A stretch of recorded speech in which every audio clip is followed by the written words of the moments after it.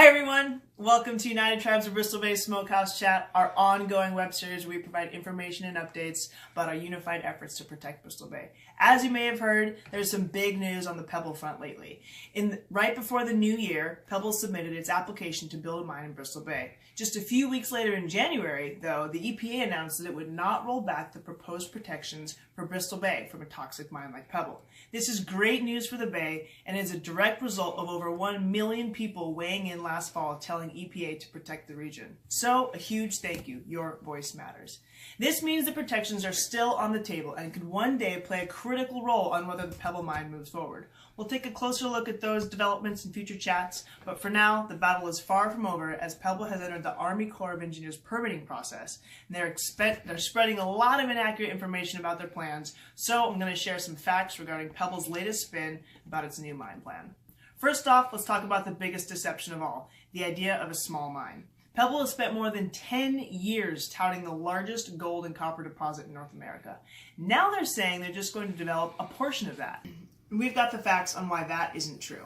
In October of 2017, CEO of the Pebble Limited Partnership, Tom Collier, presented a plan for a smaller mine plan in Bristol Bay and claimed that it would have zero impact on fisheries and that it would address all local concerns. To put it frankly, that's ridiculous. We've been hearing Pebble lie and break promises for over a decade, but these claims are a new low. So, here are the facts. First, the size. Pebble has been saying that its new, smaller mine would only develop the Pebble West deposit and is small enough to meet the mining standard that the EPA set in the Bristol Bay Watershed Assessment.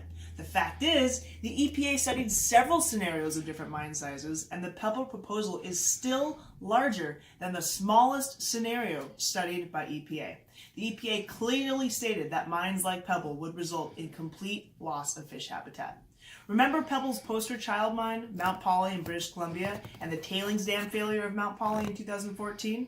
Well, the new Pebble would still be larger than that mine, which devastated the local watershed when its tailings dam failed.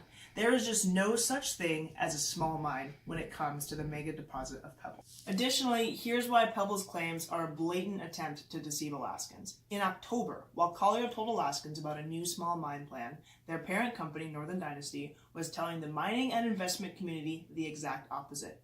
They were instead touting that a small mine is just the start of a mega mine that could last generations. Remember that mining giants Anglo American and Rio Tinto pulled out of the Pebble Limited Partnership years ago, so junior mining company Northern Dynasty is doing and saying anything it can to secure big investors.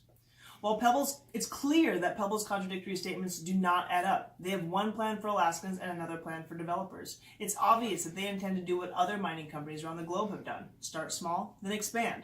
If Pebble is allowed to build a mine in Bristol Bay, the infrastructure will be in place for the more than 25 mining claims in the region to be developed, transforming Bristol Bay into a mining district. And that's why we need you to keep fighting. So stay tuned for more info coming on ways to protect Bristol Bay. Thanks for tuning in, and we'll see you at our next Smokehouse Chat.